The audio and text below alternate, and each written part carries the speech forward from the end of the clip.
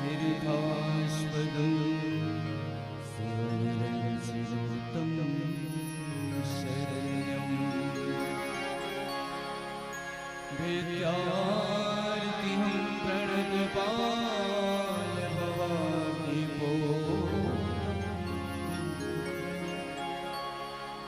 वन्दे महापुरुष ते चरणारविन्दं वंशीभूषितकरा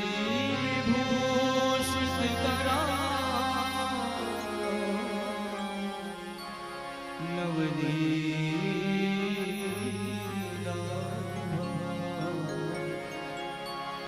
पीताम्बराधरनवीं फलाधरोष्ठा पुररेन्दुसुन्दर मुखादरविन्दनेत्रा कृष्णात् परं किमपि तत्त्वमहं न जाने।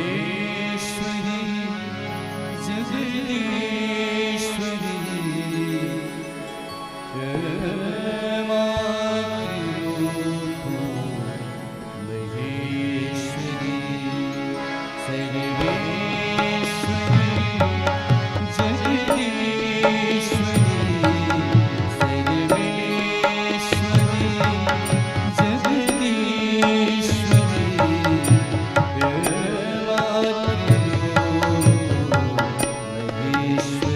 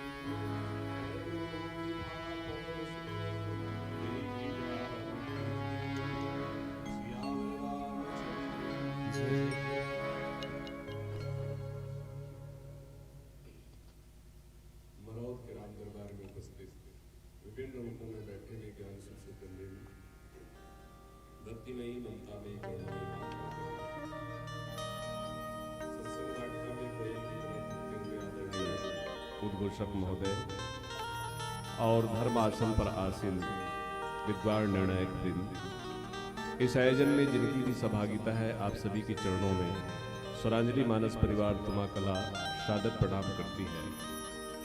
क्योंकि भगवान की कथा अनंत है, कहने सुनने में विविधता है, रस और रहस्य से परिपूर्ण है, त्रुटियां स्वाभाविक है, गलतियों पर भी हम सभी क्षमा चाहते हैं।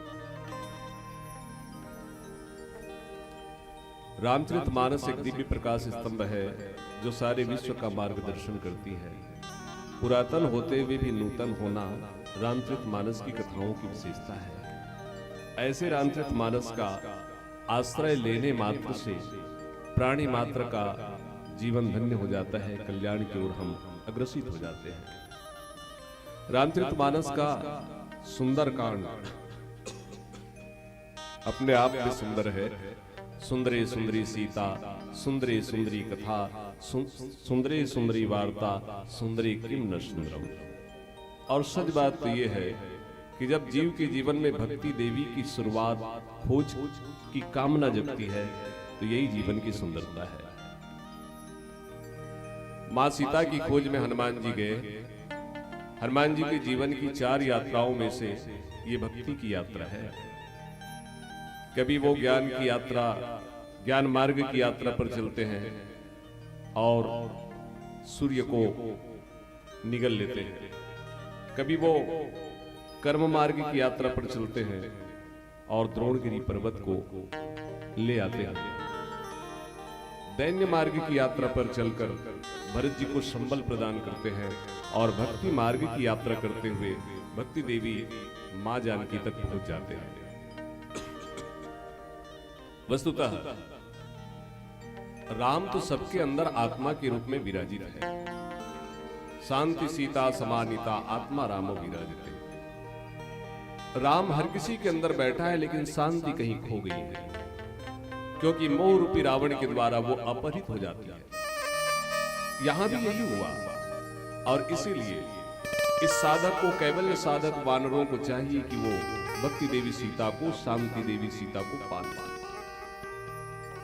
सानुज सी समेत प्रभु राजत परन कुटीर, ज्ञान वैराग्य भक्ति जनु सोहत भरे शरीर। इस हिसाब से मां जानकी भक्ति है, और सृष्टि की सबसे बड़ी शक्ति भक्ति है। ख्याल में रखने लायक है, भक्ति चुराने का विषय नहीं है। भक्ति का प्रकाश अपने आप में दिव्य है, उसे मिटाया भी नहीं जा सकता। परम प्रकाश रूप निदाती, नहीं कछु चही दिया गृत बाती, मोह दरिद्र निकट नहीं आवा, लोभ वात नहीं ताहि बुझावा। लेकिन ऐसी भक्ति को रावण मूर्खता पूर्ण ढंग से चुरा लेता है। एक बात है, सीता सबकी आवश्यकता है, केवल हनुमान जी के जीवन की खोज है ऐसी बात नहीं। हमें और आपको भी सीता चाहिए, धन के रूप में चाहिए, समाधि के रूप में चाहिए, शांति के रूप में चाहिए। तो ऐसी भक्ति देवी सीता की खोज में हनुमान जी पहुंचे। समस्या यह है कि मोह की नगरी में, प्रवृत्ति की नगरी में उसे ढूंढना है, क्योंकि यहां का राजा रावण है, जो कि साक्षात मूर्त रूप में मोह है। मोह दस मौलि तत्भ्रात, अहंकार पकार जीत काम विश्राम हारी। यहां हनुमान जी सीता जी को ढूंढते हैं। मंदिर मंदिर प्रतिकर शोधा, देखे जहता अगणित जोधा, गयऊ दशानन मंदिर माही, अति विचित्र कही जात सुनाही, शयन किया देखा कपिते ही, मंदिर मह न दीख वैदेही, हरि मंदिर ता भिन्न बनावा। मंदिरों को ढूंढ डाले। रावण के रहने के स्थान को, राक्षस के रहने के स्थान को गोस्वामी तुलसीदास जी मंदिर उनके मनोदशा के अनुसार लिख दिए, लेकिन वहां जानकी जी दिखाई नहीं दी। कारण यह है कि उन मंदिरों में केवल मलयुद्ध हो रहे थे।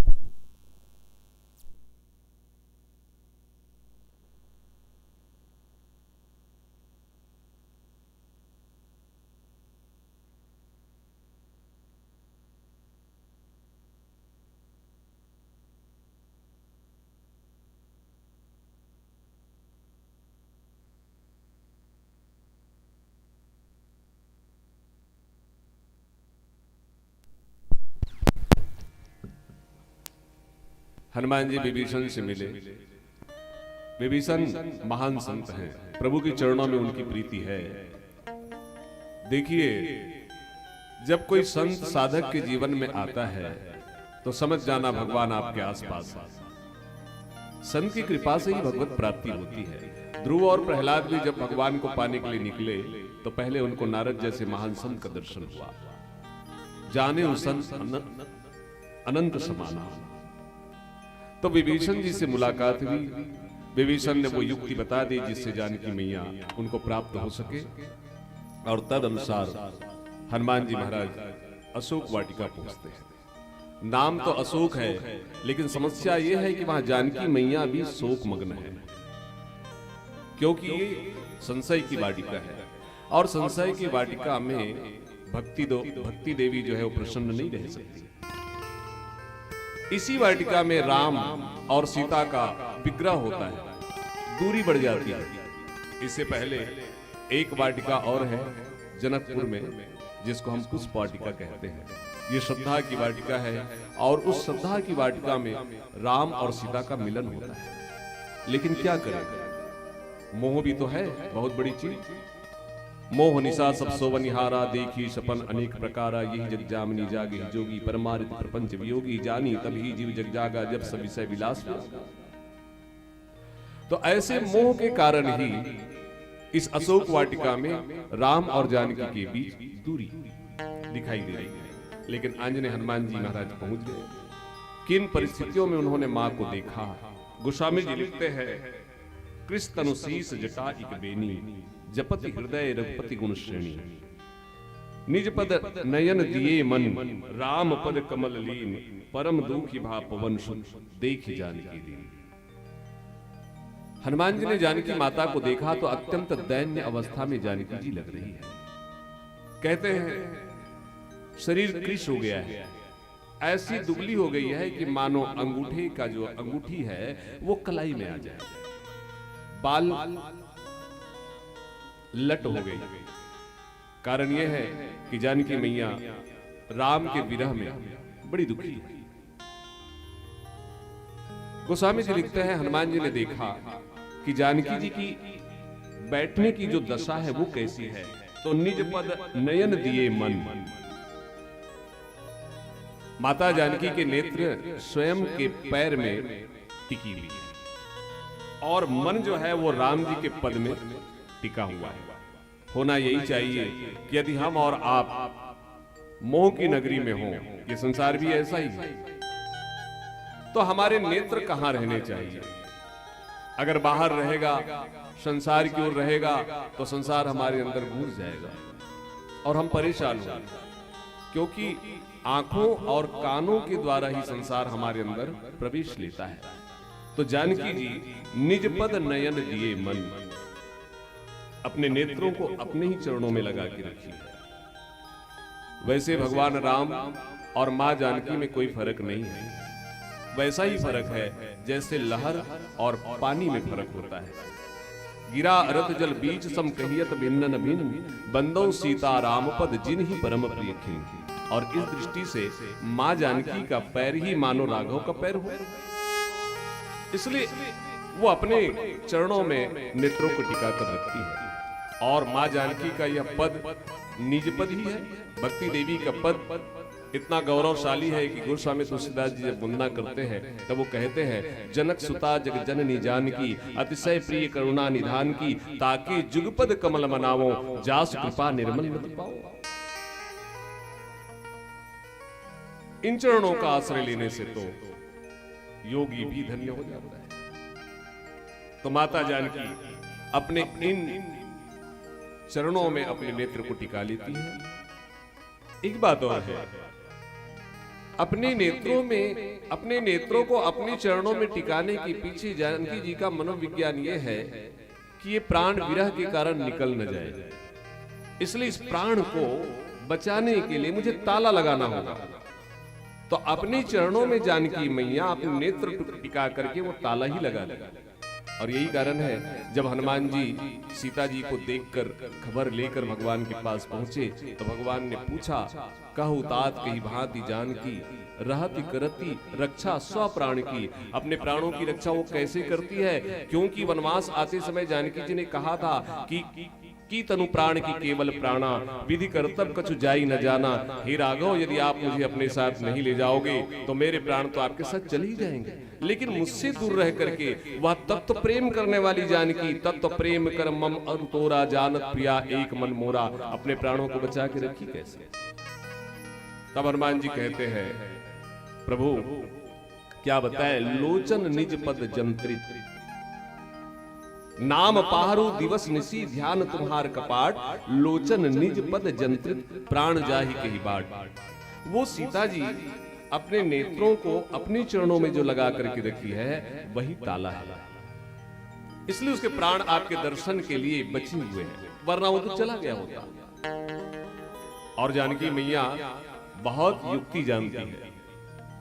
राम जी को जब वो देखती है उस वाटिका में, तो राम की छवि बाहर ना निकल जाए, इसलिए नेत्रों के रास्ते से वो छवि को हृदय में ले आती है और उसके बाद पलक रूपी कपाट को भी बंद कर देती है। लोचन मग राम ही उर आनी, दिन न पलक कपाट सयानी, और फिर लोचन निज पद जंत्रित। तो ये एक साधक की दृष्टि से भी हमें प्रेरणा लेना चाहिए कि हम इस संसार में बैठे तो कैसे बैठे। हनुमान जी यही देखते, निज पद नयन दिए मन, राम पद कमल लीन। और मां का जो मन है वो राम जी के पद में लगा हुआ है। देखिए, जब से ये जीव राम जी के पद को छोड़ देता है तब से आफत में फंस जाता है। तनिक विचार कीजिए, जानकी जी अशोक वाटिका में आकर बैठी है, उसके पीछे एक ही कारण है, वो ये कि उन्होंने एक सोने के मृग को सुंदर कह दिया था। हालांकि लीला दृष्टि में जानकी जी को लीला करनी है, लेकिन व्यवहार जगत में अगर देखें तो जानकी जी ने एक बार स्वर्ण मृग को सुंदर कह दिया और कहा कि हे राघव, इस स्वर्ण मृग को मार करके लाइए, इनका चर्म बहुत सुंदर है। भगवान राम समझ गए कि हे जानकी, संसार में मेरे चरण ही सुंदर है। आज तुमने मेरे चरणों की सुंदरता से अपनी दृष्टि हटा करके सोने के मृग को सुंदर कह दिया है, तो जाओ, तुम्हारे जीवन में अब शोक ही शोक आएगा। तुम अशोक में पहुंच जाओगे तो भी तुमको सुख नहीं मिलेगा। और यदि मेरी चरणों से दूर रहकर सोने में सुख मिलता है तो एक सोने का मृग क्या दूं, तुमको सोने का एक टीला दे रहा हूं, लंका दे रहा हूं जो स्वर्णमयी है, सोने की दीवारें हैं, सोने की छत होंगी। इस सोने के टीले में बैठकर तुम सोचना, तुमको राम के चरणों से दूर रहने के बाद सुख मिलता है क्या। और जानकी जी समझ गई कि मैंने अपनी दृष्टि हटा दी थी प्रभु चरणों से, सो आज उस मन को राम पद में लगा रही है। निज पद नयन दिए मन, राम पद कमल ली। और इस दशा को हनुमान जी देखे तो अत्यंत दुखी हो गए। परम दुखी भा पवन सुत, देखी जानकी दीन। जानकी ऐसी अवस्था में है कि उनके जैसा दीन कोई नहीं। इसलिए आंजने हनुमान जी के आंखों में आंसू है कि हे माता, संसार आपसे सुख पाता है, परंतु आप स्वयं राम की विरह में ऐसे तप रही हो, ऐसे तप रही हो कि आपको देखकर पत्थर भी पिघल जाए। आइए एक भजन के बाद पुनः चलेंगे।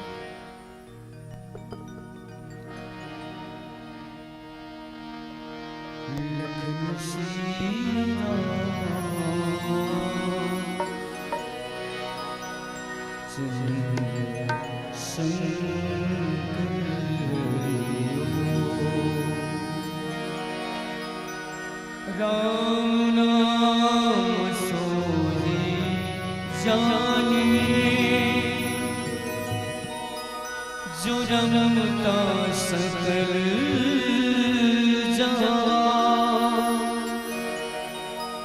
घट घट में जो रम रहा, अंधेरा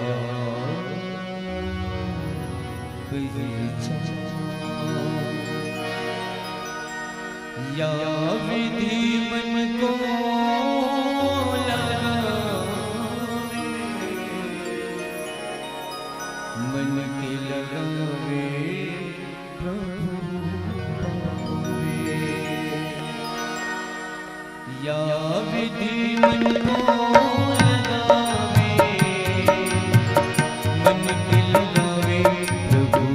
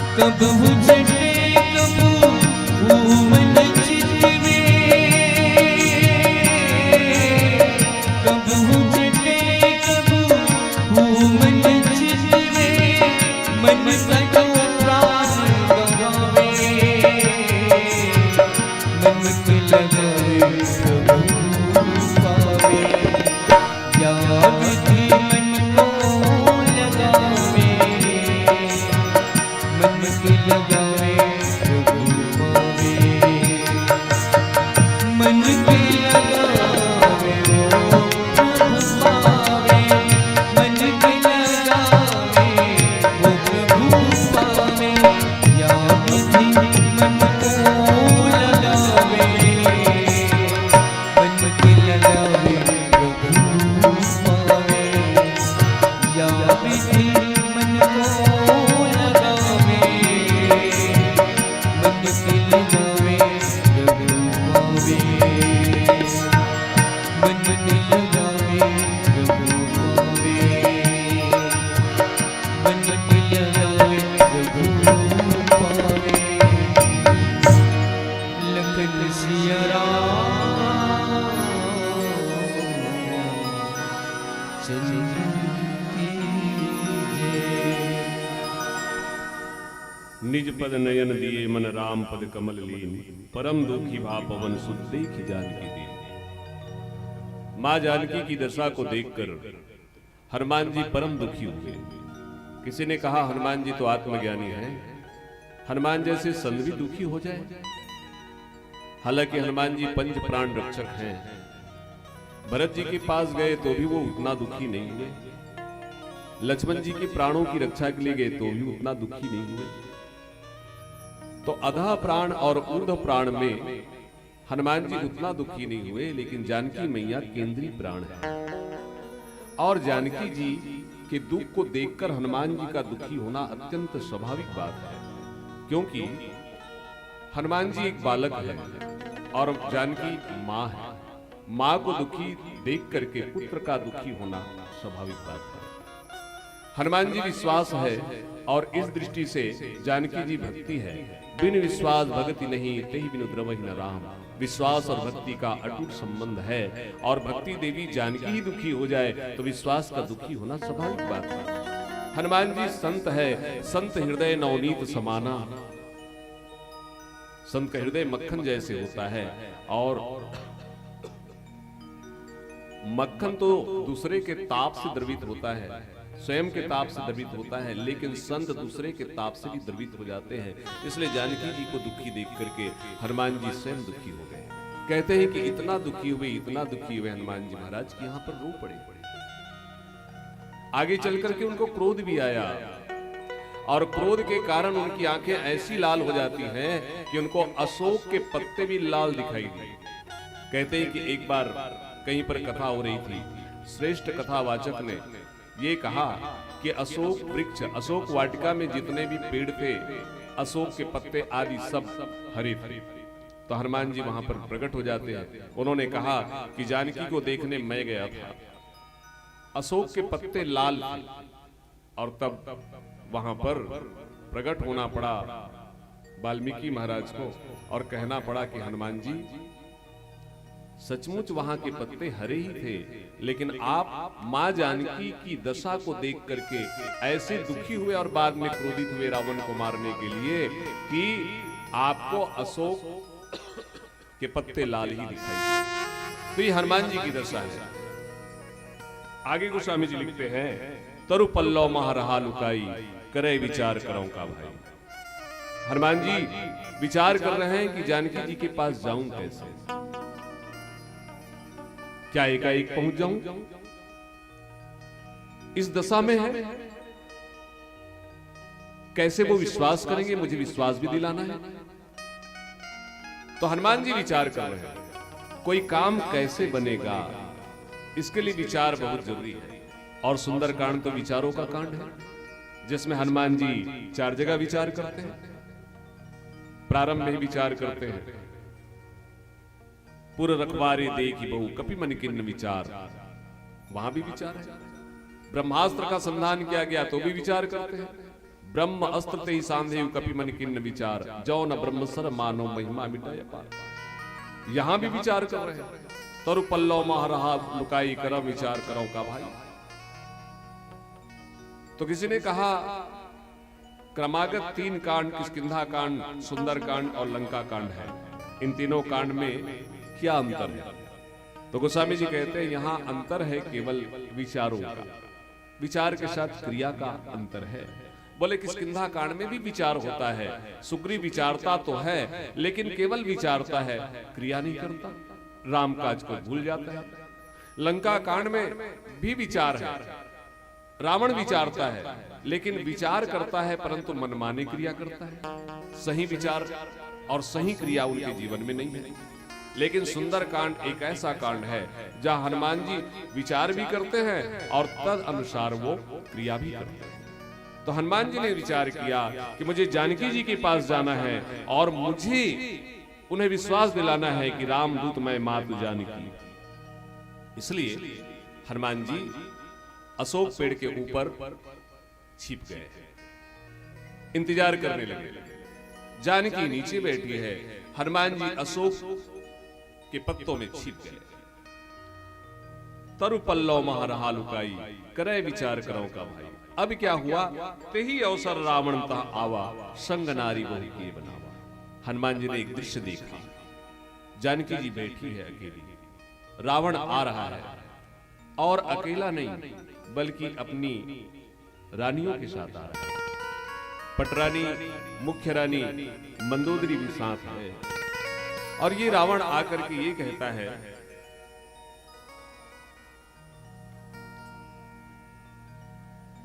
रावण कहता है, तो अनुचरी करऊं प्रण मोरा, एक बार विलोक मम कोरा। जानकी जी की दृष्टि चाहता है परंतु ख्याल में रखने लायक है, भक्ति की दृष्टि कोई जी मांगे और उसे ना मिले ये संभव नहीं है। बस मांगने का आपका तरीका सही होना चाहिए। जानकी जी ने तो तृणधरी ओट कहती वह देही, तिनके को आश्रय लेकर के कहा, अगर तुम तिनके के समान मेरे पास आओगे तो तुमको दृष्टि मिलेगी।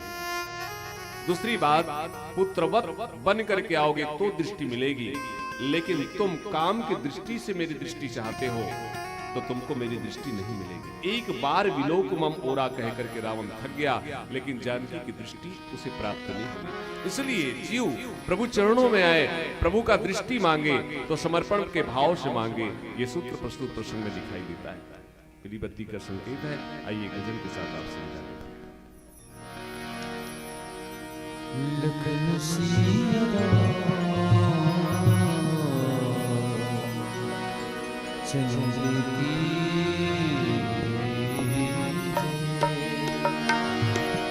आए हैं सो जाए राजा रंग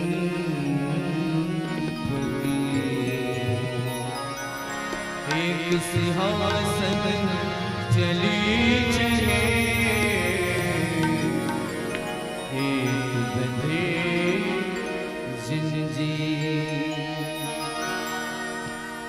छोड़ कर सारे पागलपन, राम गुन गाए रे मन। छोड़ कर सारे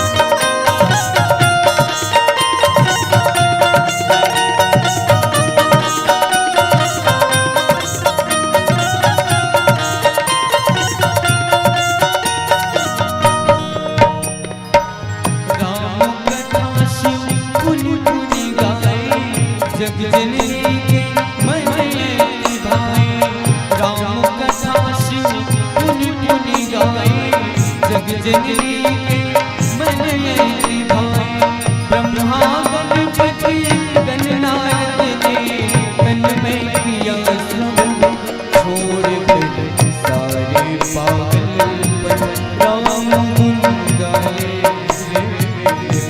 छोड़ कर सारे पागल राम गुण गाए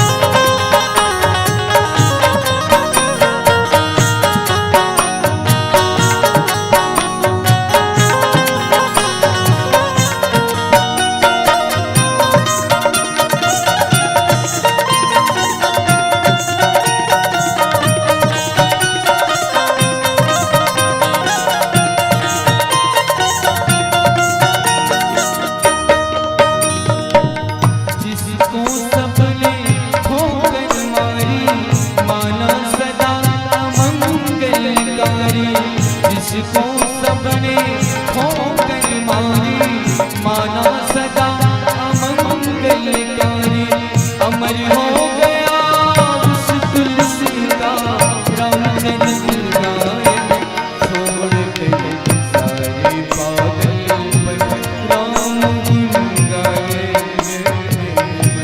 छोड़ कर सारे पागल राम गुण गाए